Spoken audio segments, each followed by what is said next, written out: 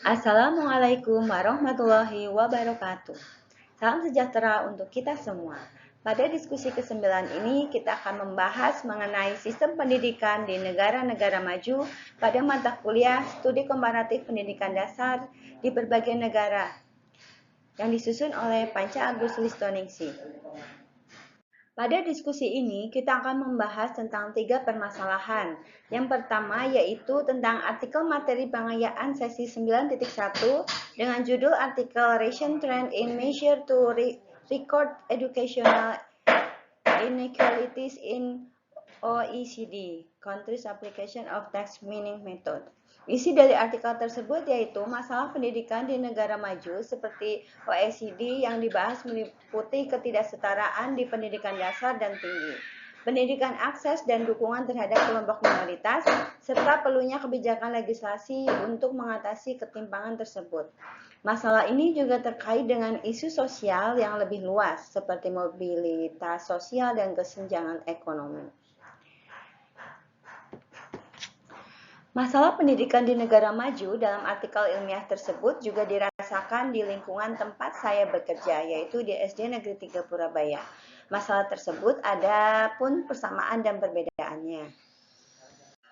Berikut ini persamaan dan perbedaan masalah pendidikan di artikel di SDN Negeri 3 Purabaya. Persamaannya yaitu 1. Ada perbedaan akses dan peluang belajar antara siswa dari latar belakang ekonomi yang berbeda.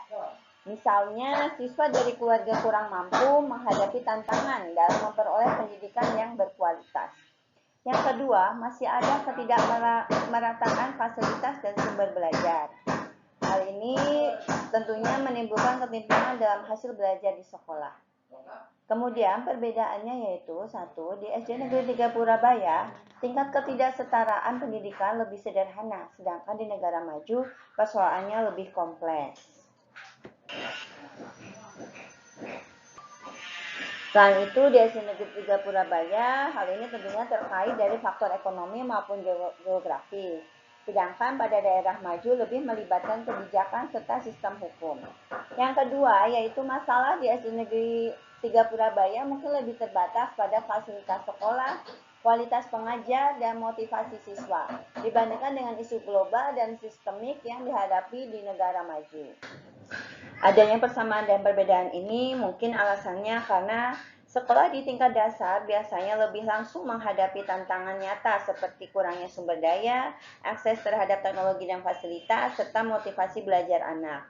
Sedangkan di negara maju, permasalahan cenderung lebih kompleks dan melibatkan kebijakan sosial dan ekonomi yang lebih luas, tetapi tetap memiliki kemiripan dalam hal ketidaksetaraan akses pendidikan. Kemudian, permasalahan kedua yang dibahas dalam diskusi ini yaitu bagaimana artikel tersebut menguraikan negara OECD mengatasi masalah pendidikan tersebut. Yang pertama yaitu pengakuan dan penanganan diversitas. OECD menganjurkan pengembangan kebijakan yang mencerminkan keberagaman sosial seperti budaya dan ras, termasuk pengakuan terhadap keberagaman migran. Hal ini diharapkan mampu mengurangi ketimpangan dan meningkatkan inklusivitas dalam sistem pendidikan. Yang kedua yaitu reformasi program dukungan. Negara-negara OECD melakukan reformasi program dukungan seperti peningkatan akses dan kualitas pendidikan di tingkat dasar dan tinggi, serta menyediakan beasiswa dan program bantuan untuk mahasiswa dari latar belakang ekonomi rendah. Yang ketiga yaitu legislasi dan kebijakan hukum. Mereka mengadvokasi perlunya legislatif yang mengatur dan menjamin hak pendidikan sebagai hak dasar, sehingga ketidaksetaraan bisa diatasi secara hukum. Yang keempat yaitu penekanan pada pendidikan inklusif dan kesejahteraan sosial. Upaya lain adalah memperkuat kebijakan untuk melindungi kelompok rentan, seperti perempuan dan migran, dan menegaskan pentingnya peran pendidikan dalam mobilitas sosial tanpa diskriminasi. Masih kelanjutan dari pembahasan yang kedua yaitu bagaimana keterkaitan isi artikel dengan materi modul 7 dari BMP MPDR 5302. Materi modul 7 membahas berbagai pendekatan dan kebijakan dalam mengatasi ketidaksetaraan pendidikan di berbagai negara.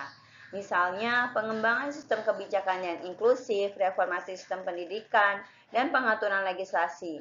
Isi artikel menunjukkan bahwa pemerintah negara OECD memang menempatkan kebijakan inklusif dan legislasi sebagai bagian penting dari strategi mereka untuk mencapai kesetaraan pendidikan. Hal ini sesuai dengan konsep dalam modul bahwa keberhasilan pengurangan ketidaksetaraan bukan hanya tergantung pada peningkatan sumber daya, tetapi juga pada pembaruan sistem kebijakan dan legislasi yang melindungi hak semua warga negara untuk mendapatkan pendidikan setara. Selain itu, modul membahas bahwa keberhasilan kebijakan pendidikan harus berkelanjutan dan komprehensif, serta harus mencerminkan aspek sosial yang beragam yang juga tercermin dalam penekanan artikel terhadap pengakuan keberagaman dan dukungan terhadap kelompok minoritas dan migran. Dengan demikian, isi artikel ini mendukung ide bahwa keberhasilan dalam mengatasi ketidaksetaraan pendidikan membutuhkan kebijakan yang inklusif, legislasi yang kuat, dan reformasi yang kontekstual, konsep yang juga dikupas dalam modul 7 dan merupakan prinsip dasar dari studi komparatif pendidikan di berbagai negara. Pada permasalahan ketiga, kita membahas mengenai bagaimana sistem pendidikan di Jepang menurut materi pengayaan sesi 9.2, terutama yang berkaitan dengan kurikulum yang mereka implementasikan dan hasil pencapaian yang tinggi dalam skor PISA, yang tertuang dalam artikel dengan judul School Curriculum in Japan. Antara lain yaitu A. Revisi kurikulum sebagai respons terhadap performa PISA. Jepang menunjukkan keprihatinan terhadap penurunan hasil PISA di awal abad ke-21, terutama antara tahun 2000 hingga 2006. Sebagai tanggapan, maka pada tahun 2008 dan 2009 dilakukan revisi kurikulum nasional yaitu Course of Study untuk meningkatkan kompetensi dan kemampuan siswa. Revisi ini difokuskan untuk memperkuat aspek kemampuan membaca, berpikir kritis, penguasaan pengetahuan, dan keterampilan memecahkan masalah. Kemudian yang B yaitu fokus pada pengembangan kompetensi kunci atau key competencies. Kurikulum di Jepang tidak hanya berisi penguasaan pengetahuan faktual, tapi juga menitik beratkan pada pengembangan kompetensi kunci yang dapat digunakan dalam konteks internasional. Melalui revisi tersebut, pendidikan diarahkan agar siswa mampu berpikir kreatif, mandiri, dan mampu beradaptasi dengan tantangan global. Kemudian C, penataan kurikulum yang terpadu dan kompetensi berbasis. Di Jepang, kurikulum disusun sedemikian rupa untuk mengintegrasikan berbagai disiplin ilmu dan menyesuaikan prinsip-prinsip pedagogis yang mampu membangun kompetensi secara holistik. Pemerintah berupaya memastikan bahwa kurikulum tidak hanya berfokus pada penguasaan materi akademik, tetapi juga pada pengembangan kepribadian dan keterampilan praktis yang relevan dengan dunia kerja maupun kehidupan internasional. D yaitu penguatan sistem evaluasi dan monitoring.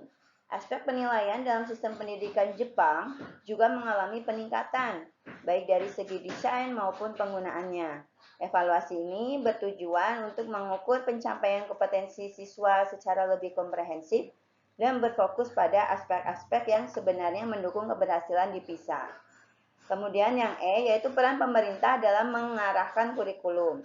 Pemerintah Jepang melalui Ministry of Education, Culture, Sports, Science, and Technology aktif memantau dan merevisi kurikulum sesuai hasil PISA dan kebutuhan global. Mereka mengadaptasi kebijakan agar pendidikan nasional mampu menyiapkan lulusan yang kompetitif di tingkat internasional. Nah, hasilnya pendekatan ini terbukti efektif karena pada PISA 2012 dan 2015, Jepang mampu meningkatkan peringkatnya secara signifikan, bahkan meraih posisi tertinggi di bidang literasi dan sains. Keyakinan bahwa kurikulum yang kuat dan berbasis kompetensi menjadi fokus atau menjadi faktor utama keberhasilan pendidikan di Jepang menjadi dasar utama mereka dalam terus memperbaiki dan menyesuaikan sistem pendidikan nasional. Demikian pembahasan pada diskusi ke-9. Terima kasih, semoga bermanfaat. Wassalamualaikum warahmatullahi wabarakatuh.